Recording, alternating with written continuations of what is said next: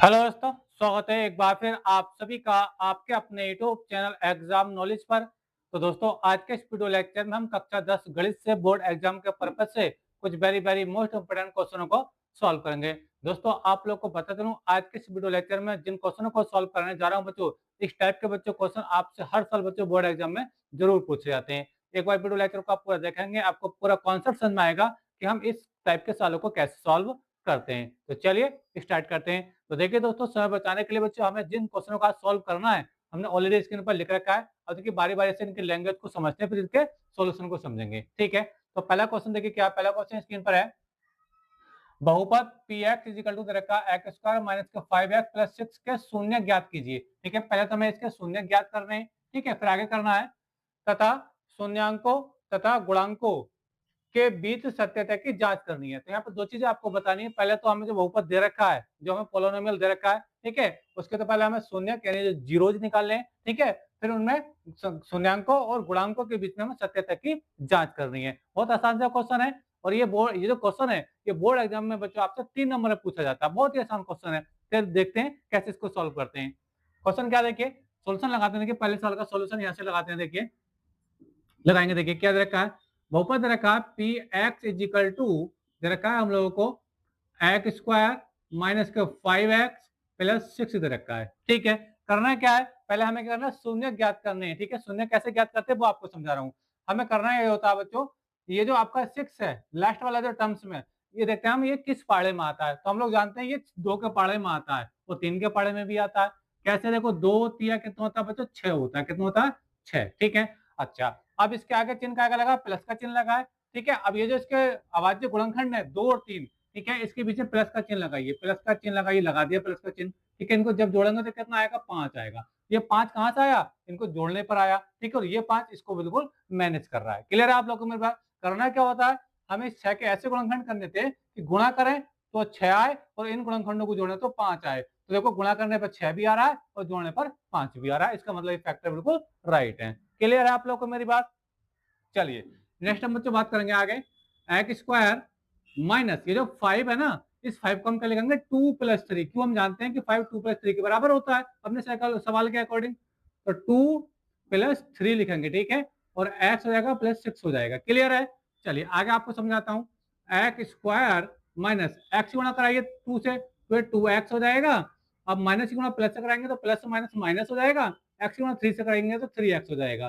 ठीक है, प्लस का 6 हो जाएगा। क्लियर है, चलिए अब इसका दो का हम जोड़ा बनाते हैं। ठीक है, एक जोड़ा बच्चों यहाँ तक बन गया और एक जोड़ा यहाँ तक बन गया। क्लियर है, चलिए इस जोड़े में से बच्चों एक्स कॉमन आ रहा है तो एक्स को कॉमन कर दीजिए, ऐसा एक्स और माइनस के 2 बचेगा। क्लियर है आप लोगों को मेरी बात। अच्छा इधर से देखो 3 के पढ़े में 6 आता है तो यहाँ से माइनस का 3 कॉमन हो जाएगा। क्लियर है, यहाँ से बचेगा बच्चों एक्स और प्लस माइनस बच्चों माइनस होता है और 3 से भाग देंगे 6 को तो 2 बार जाएगा, 3 दूनी 6 हो जाएगा। क्लियर है, चलिए आगे आपको लिख देता हूँ। अब ये दोनों ब्रैकेट सेम हो चुकी हैं तो जगह बच्चों x माइनस के 2 हो जाएगा, यानी सारे में से ये x माइनस तो कॉमन हो गया, यहाँ से बचेगा x और यहाँ से बचेगा माइनस के 3। क्लियर है आप लोगों को मेरी बात। इस चीज को एक बार फिर से समझो।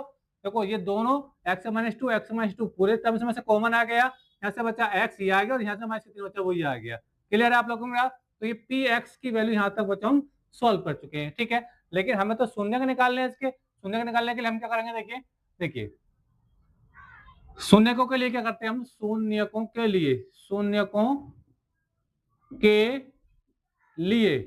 ठीक है, हम जो px होता है ना उसको हम क्या मानते हैं बच्चों, जीरो मानते हैं। क्या मानते हैं, जीरो। शून्यकों के लिए हम क्या मानेंगे बच्चों, जीरो मानेंगे, तभी तो हम x के मान निकाल पाएंगे। जब इसको हम जीरो मानेंगे, यानी अब इसको हम एक समीकरण का रूप दे रहे हैं। px को हमने क्या मानेंगे, जीरो मानेंगे। ठीक है, अच्छा ये क्या x माइनस 2 और x माइनस 3, देखिए क्या होगा, देखिए जाएगा, देखिए x माइनस 2 और x माइनस के 3। क्लियर है आप लोग मेरे बात। और इधर क्या px ये इधर था ना, और इसको हम जीरो माने हैं तो जीरो हम इधर मान लेते हैं। क्या मान लेते हैं बच्चे, इधर मान लेते हैं। क्लियर है, बात तो वही है। ठीक है, क्योंकि इधर जीरो मानते हैं इस साइड में तो सवाल थोड़ा अच्छा नहीं लगेगा, इधर जीरो अच्छा लगता है। क्लियर है आप लोग को मेरी बात। अब मान निकाल दीजिए। देखो जब देखो x माइनस के 2 बराबर जीरो, यानी इसके सामने हमने जीरो को रखा। ठीक है, तब हम सॉल्व कर रहे हैं। तब x बराबर क्या आएगा, देखो ये माइनस का 2 है, उधर जाएगा प्लस का 2 हो जाएगा। क्लियर है आप लोगों को मेरा। तो इसका पहला आंसर आ चुका है, एक शून्य का ये आ चुका है। नेक्स्ट आप बच्चों क्या अगले ब्रैकेट x माइनस 3 है तो लिखेंगे जब x माइनस के 3 बराबर 0, तब x बराबर हो जाएगा बच्चों आप लोगों का ये हो जाएगा प्लस का 3 हो जाएगा, प्लस का 3 हो जाएगा। ठीक है, तो ये दोनों शून्य का आ गए, यानी जो आपका जो बहुपद दे रखा था p x equal to x square minus के 5x प्लस 6 दे रखा है। ठीक है, देखिए शून्य का आ चुके हैं कौन कौन से, 2 और 3। क्लियर है आप लोग को मेरी बात? ठीक है, अच्छा अब इन्हें क्या कि शून्य को तथा गुणांकों के बीच सत्यता की जांच भी करनी है, अब इसकी जांच भी करनी है, तो जांच बिल्कुल कर लेते हैं। पहले आप इसका स्क्रीनशॉट ले लीजिए, ठीक है, ताकि मैं यहाँ पे इसकी जांच करके दिखा दूंगा आप लोगों को। ठीक है, तो चलिए आप इसका स्क्रीनशॉट ले लीजिए, मैं इसका यहाँ से रब कर दूंगा। ठीक है, चलिए तो अब देखिए यहाँ से इसको सब रब कर देते हैं, यहाँ तक आपको समझ में आ गया होगा। अब इसकी जांच करते हैं। ठीक है, चलिए तो देखिए जांच कैसे करते हैं, बहुत आसान सा फार्मूला जांच करने के लिए। अभी देखिए, देखिए जांच लगाते हैं इसकी जांच कैसे करेंगे। देखिए फार्मूला क्या होता है मैं आपको बता रहा हूं। ठीक है, एक तो होता है शून्यकों का योगफल, शून्यकों का योगफल, शून्यकों का योगफल यानी योग बराबर होता है माइनस एक्स का गुणांक, एक्स का गुणांक बटे एक्स स्क्वायर का गुणांक, एक्स स्क्वायर का गुणांक। ठीक है, ये योगफल की जांच करने का फार्मूला है। ठीक है, क्या होता है शून्यकों का योग बराबर होता है माइनस एक्स का गुणांक बटे एक्स स्क्वायर का गुणांक। अच्छा अभी क्या शून्यकों का योग, अब शून्य कौन कौन से, +2 और +3, तो योग है तो जोड़ दो। ठीक है, यानी प्लस का 2 और प्लस का 3। क्लियर है आप लोगों को मेरी बात? ठीक है, आगे देखिए माइनस ये आ गया, ये आ गया माइनस। अभी क्या एक्स का गुणांक, अब सवाल क्या था, सवाल हमारा ये था, सवाल हमारा ये था, इसमें एक्स गुणांक क्या, एक्स गुणांक कितना है माइनस के 5, एक्स गुणांक कितना बच्चों माइनस के, साइन भी बोलना पड़ता है। ठीक है, तो ये देखिए जब मैं एक्स का गुणांक लिखूंगा तो ये माइनस नहीं आ गया, देखिए इसमें ही माइनस आ रहा तो माइनस माइनस बच्चे प्लस हो जाएगा। ठीक है, तो अब क्या आ जाएगा, ये 5 आ जाएगा, एक्स गुणांक हो गया आपका 5। क्लियर है, ये माइनस था, इसके आगे माइनस तो माइनस माइनस प्लस बन गया और एक्स गुणांक आपको बच्चों 5 ही आ गया। आगे क्या एक्स स्क्वायर गुणांक, अब एक्स स्क्वायर गुणांक यहाँ पे तो कोई नंबर आया नहीं, तो जहाँ कोई नंबर नहीं होता है तो वहाँ कितना होता है बच्चों 1 होता है। क्लियर है आप लोग को मेरी बात? तो ये 1 हो जाएगा। ठीक है, समझ में आ रहा है आप लोग को मेरी बात? तो ये हो जाएगा 3 और 2 5 हो जाएगा। ठीक है, और आगे ये कितना जाएगा, देखो 1 से भाग करो तो ये भी 5 ही हो जाएगा। तो ये एक जांच तो बच्चों ये हो चुकी है, यानी एलएचएस आरएचएस के बराबर आ चुकी है। एलएचएस बराबर क्या हो गया, ये आरएचएस हो गया। क्लियर है आप लोग को मेरी बात? अब हम क्या करेंगे, शून्यकों के गुणनफल की जांच करेंगे। ठीक है, चलिए देखिए मैं इसको यहाँ पे रब कर देता हूँ। ठीक है, चलिए अब हम करेंगे गुणनफलों की जांच। शून्यकों का गुणनफल क्या होता है, लगाएंगे फार्मूला। ठीक है, तो ये देखिए लगाएंगे शून्यकों का गुणनफल, शून्यकों का गुणनफल क्या होता है, ये होता है अचर पद, अचर पद बटे एक्स स्क्वायर का गुणांक, एक्स स्क्वायर का गुणांक, ये बच्चों इसका गुणनफल का फार्मूला जांच करने का। ठीक है, शून्य का गुणनफल बराबर होता है अचर पद बटे एक्स स्क्वायर का गुणांक। ठीक है, अच्छा गुणनफल शून्य क्या कहते हैं, शून्य थे हमारे पास 2 और 3, अभी हमने निकाला था +2 और +3, आपको याद होगा। ठीक है, तो गुणनफल 2 गुणा 3 हो जाएगा, तो गुणनफल है ना, यहाँ पे योगफल था लेकिन यहाँ प्लस हुआ था, यहाँ गुणनफल तो यहाँ पे गुणा हो जाएगी। ठीक है, अच्छा अचर पद, अचर पद क्या है, अचर पद वो है जिसके साथ एक्स नहीं होता है, जिसके साथ एक्स नहीं होता ये अचर पद है। अचर पद कितना आपका 6 है, एक्स का गुणांक कितना है, एक्स का गुणांक तो फिर से बनी है। ठीक है, ये देखिए तो 2 3 6 हो जाएगा, और ये भी बच्चों भाग करोगे एक से तो ये भी 6 ही आएगा। क्लियर है आप लोगों को मेरा? तो यही बच्चों एलएचएस बराबर आरएचएस आ रहा है, तो इसका मतलब बच्चों ये भी बिल्कुल राइट है। उम्मीद करता हूँ ये बात आपको अच्छे से क्लियर हो गई होगी। तो इस तरीके से बच्चों हम इस सवाल को सॉल्व करते हैं। पहले हमने इसके नॉर्मली फैक्टर करके इसके शून्य निकाले थे जो आए थे +2 और +3। ठीक है, फिर हमने इसकी जांच कर दी, एक बार शून्य का योगफल आता है, ये भी दोनों साइड बराबर आ रही है, एक बार इसका गुणनफल आता है वो भी इसकी दोनों साइड बराबर आ गई है। ठीक है, तो ये सवाल बच्चों पूरी तरीके से सॉल्व हो चुका है, उम्मीद करता हूँ ये आपको समझ में आ चुका होगा। ठीक है, नेक्स्ट क्वेश्चन सॉल्व करते हैं। देखिए क्वेश्चन नंबर 2 क्या है, अब आप इसका स्क्रीनशॉट ले लीजिए, हम क्वेश्चन नंबर 2 को सॉल्व करेंगे। चलिए यहाँ से इसको रब कर देते हैं। ठीक है, चलिए तो क्वेश्चन नंबर 2 की लैंग्वेज को पढ़ते हैं एक बार, फिर इसके सॉल्यूशन को समझेंगे। क्या दे रखा है, देखिए क्वेश्चन नंबर 2 में दे रखा है हम लोगों को द्विघात समीकरण आपको दे रखी है 3x स्क्वायर प्लस के 12x प्लस के इक्वल टू 0 के मूल समान हो, के मूल समान है, मूल बराबर हो, तो k का वैल्यू आपको निकालना है। k का वैल्यू बिल्कुल निकाल देंगे, बिल्कुल ठीक है। समीकरण देखिए, समीकरण आपको दे रखी है बच्चों, समीकरण आपको दे रखी है 3x स्क्वायर प्लस के 12x प्लस के बराबर 0। क्लियर है आप लोग को मेरी बात? ठीक है, क्लियर है। अच्छा अब देखिए जो द्विघात समीकरण का जो मेन फार्मूला होता है वो होता है ax square plus bx plus c बराबर 0। ये होता है, से तुलना कर दो, से तुलना मतलब कंपेयर कर रहे हैं, करने पर जब तुलना करेंगे तो क्या होगा, देखिए देखो एक्स स्क्वायर देखो तो एक्स स्क्वायर है, लेकिन एक की जगह कितना 3, तो ए बराबर हो जाएगा 3, ए बराबर हो गया 3। देखो एक्स की जगह एक्स है, लेकिन बी की जगह कितना 12, तो बी बराबर हो जाएगा बच्चा आपका 12 हो जाएगा। ठीक है, और सी की जगह कितना 0, सी बराबर क्या के, तो सी बराबर हो गया बच्चा आपका के। क्लियर आप लोगों को मेरी बात। अब मूल बराबर होने का, इन्हें कहा ना मूल समान है, तो मूल समान होने का क्या फार्मूला होता है वो मैं आपको बता रहा हूँ। देखिए मूल समान होने का सूत्र जो होता है वो मैं आपको बता रहा हूं। ये होता है, देखिए यहाँ पर सॉल्व कर देता हूं इस चीज को।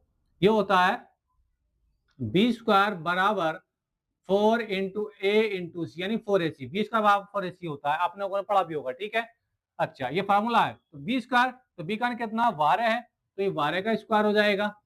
ठीक है, बराबर 4 ए का मान कितना, ए का मान बच्चों 3 है, आप देख पा रहे होंगे। ठीक है, ए का मान कितना है 3 है, और सी का मान कितना है, सी का मान बच्चों के है, तो ये के हो जाएगा, और इसी के का वैल्यू हमको निकालना है। तो 12 का बारह कितना हो जाएगा 144 हो जाएगा। कितना हो जाएगा 144। चाहे तो आप इसको 12 गुणा 12 लिख लो, 2 बार लिख लो, ऐसे लिख लो, आपको अगर वर्ग नहीं करना तो। ठीक है, वही 3 चौक हो जाएगा बच्चों 12, 3 चौक कितना हो जाएगा 12 हो जाएगा, इंटू में के हो जाएगा। क्लियर आप लोग को मेरी बात। ठीक है, तो ये 12 से 12 एक बार कट जाएगा, तो 12 इधर आ गया के, तो के बराबर कितना आ गया 12 आ गया। बहुत आसान सा सोल्यूशन था, तो के बराबर कितना आ गया 12 आ गया। उम्मीद करता हूँ ये बच्चों आपको अच्छे से क्लियर हो गया होगा। ठीक है, तो ये सवाल का सोल्यूशन हो गया। अब चाहे तो आप इसका स्क्रीनशॉट ले लीजिए, हम नेक्स्ट क्वेश्चन को सॉल्व करेंगे। अगला क्वेश्चन क्या है, क्वेश्चन नंबर 3 है, समांतर श्रेणी 3,8,13 इज इक्वल टू, अब डॉट डॉट जा रहा सॉरी, तो इसका आपको 101वां पद बताना है, 101वां पद बताना है। ठीक है, चलिए मैं इसको ऐसा रब कर देता हूं, हम तीसरे सवाल को सॉल्व करते हैं। ठीक है, चलिए हटा देते हैं चीज को। चलिए क्वेश्चन नंबर हम 3 सॉल्व करेंगे। क्वेश्चन नंबर 3 क्या है, क्वेश्चन नंबर 3 हमको दे रखा है एपी आपको दे रखी है, एक समांतर श्रेणी आपको दे रखी है, क्या दे रखी है, देखिए एपी आपको दे रखी है, क्या है 3, 8, 13, और ये आपको दे रखा है इस टाइप से। ठीक है, का 100वां पद बताना है, सॉरी 101वां पद बताना है। 101वां पद मतलब एन का मान जो है इसमें 101 है, कितना बच्चों 101। ठीक है, यानी पद की संख्या बता दी किसने, कि आपको इस एपी का 101वां पद बताइए। जैसे पहला पद 3 है, दूसरा 8 है, तीसरा 13 है, ऐसे जाएंगे तो 101वें नंबर पर कौन सा पद आएगा वो आपको बताना है। बहुत आसान है, देखिए इसका फार्मूला। देखिए इसमें जो पहला पद है, जो प्रथम पद है, क्या है वो प्रथम पद, प्रथम पद यानी ए बराबर आपको दे रखा 3। ठीक है, अब हम निकालेंगे सार्वांतर, क्या निकालेंगे सार्वांतर। सार्वांतर मतलब इनमें कितने का अंतर चल रहा है इन पदों में, जिसे हम डी बोलते हैं। तो देखिए 8 में से 3 घटाइए, 8 माइनस 3 ऐसे निकालते हैं सर्वांतर, याद रखना डी कितना आ जाएगा 5 आ जाएगा। कितना आएगा बच्चों 5 आएगा। क्लियर है आप लोग में, तो ए का मान 3, डी का मान 5, और एन का मान कितना है 101। 101 को पद तो पता ना आप लोगों को, मैं लिख देता हूँ, देखो एन बराबर कितना बच्चों 101। अच्छा सूत्र क्या होता है एनवा पद निकालने का फार्मूला, या 101वें पद का फार्मूला क्या होगा, ये होगा बच्चों देखिए ए 101। समझ में आ रहा है आप लोगों को, फार्मूला लेकर दिखाता हूं आप लोगों को। फार्मूला था A N is equal to A plus N minus 1 into D होता है। क्लियर है आप लोग को मेरी बात। चलिए भाई लोग आइए, ए एन का मान कितना 101, 101 हो जाएगा बराबर ए कितना है, ये 3 है आपकी निकाला आप लोगों ने, प्लस एन का मान कितना 101, कितना है 101, और 1 घटा दो, तो 100 में 1 में से 1 घटाएंगे तो 100 बचेगा। कितना बचेगा बच्चों 100 बचेगा, इंटू में डी, डी का मान कितना है, डी का मान अभी हम निकाले थे 5। क्लियर है आप लोगों को मेरी बात।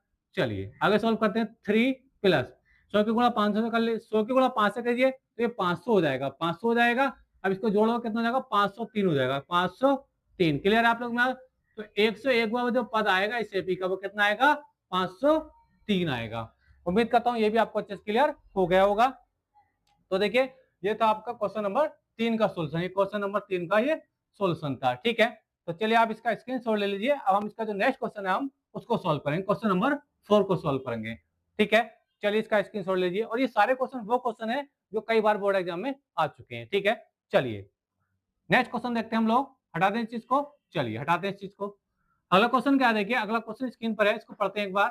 क्वेश्चन दे रखा है, आंकड़े दे रखे हैं 7, 8, 5 तथा x का समांतर माध्य आपको दे रखा है कितना 15 दे रखा है। तो x का वैल्यू हम लोग को निकालना है कि x का वैल्यू क्या आएगा। निकालते बहुत आसान फार्मूला है, देखिए आपको जो आंकड़े दे रखे हैं वो क्या दे रखे हैं, आंकड़े आपको दे रखे हैं क्या, देखिए 7 दे रखा है, 8 दे रखा है, 5 दे रखा है तथा x, और मतलब x भी है ये, ठीक है, इसे x की वैल्यू निकालनी है। तो कितने पद है, 1 2 3 4 पदों की संख्या हो गई 4, पदों की संख्या हो गई 4। ये फार्मूले में जरूरत पड़ेगी, पदों की संख्या की फार्मूले में जरूरत पड़ेगी, इसलिए लिख रहा हूं, ठीक है।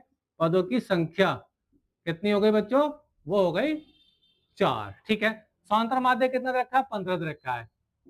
समांतर माध्य शॉर्ट में लिख देता हूं, कितना दे रखा है आपको, ये 15 दे रखा है। फार्मूला क्या होता है, फार्मूला मैं आपको बता रहा हूं समांतर माध्य का, मैं लिख देता हूं, देखिए समांतर माध्य बराबर होता है, समांतर माध्य बराबर होता है पदों का योग बटे पदों की संख्या, पदों का योग बटे पदों की संख्या, पदों की संख्या, ये इसका फार्मूला है बच्चों, ठीक है। चलिए अब समांतर माध्य हमको दे रखा है, कितना दे रखा है, 15 दे रखा है, तो ऐसे हम लगा सोल्व कर देते हैं, तो यहाँ जाएगा बच्चों 15 आ जाएगा बराबर, ठीक है। फिर क्या, पदों का योग कर लो उनका, 8 7 प्लस 8 प्लस 5 प्लस x हो जाएगा, ठीक है। अब क्या, पदों की संख्या, पदों की संख्या कितनी रखी आपको, 4 रखिए, 1 2 3 4 पद है तो 4 आ जाएगा। क्लियर है आप लोगों को मेरी बात, बटे मन मान के कैची गुणा कर लीजिए, तो 15 चौका बच्चों 60 हो जाएगा, ये 15 चौका 60 हो जाएगा, इनको जोड़िए, 7 8 15 और 5 कितना हो जाएगा, 20 हो जाएगा, कितना हो जाएगा, 20 प्लस x हो जाएगा। क्लियर है, इधर आके घट जाएगा, 60 माइनस के 20 हो जाएगा, बराबर कितना हो जाएगा बच्चों, x हो जाएगा। क्लियर है, ठीक है। और यहाँ से अब घटाएंगे तो कितना हो जाएगा, 40 बचेगा, कितना बचेगा बच्चों, 40, तो x आ कितना आ गया, ये 40 आ गया, तो ये x का वैल्यू निकल के आ गया, और ये बच्चे यहाँ पे इसका पूरी तरीके से सोल्यूशन हो गया। उम्मीद करता हूँ बच्चों ये क्वेश्चन भी आपको अच्छे से क्लियर हो गया होगा। तो बच्चों आज के इस वीडियो लेक्चर में ये 4 क्वेश्चन हमने समझे, 4 ही क्वेश्चन बच्चों बोर्ड एग्जाम के पर्पज से वेरी वेरी मोस्ट इंपोर्टेंट है, और इस टाइप के क्वेश्चन आपको एग्जाम में बहुत ज्यादा पूछे जाते हैं। वीडियो अच्छा लगा होगा, वीडियो अच्छा लगा तो चैनल को सब्सक्राइब कर लीजिए, वीडियो को लाइक कर दीजिए, और मिलेंगे नेक्स्ट वीडियो में किसी नेक्स्ट टॉपिक के साथ, तब तक के लिए धन्यवाद।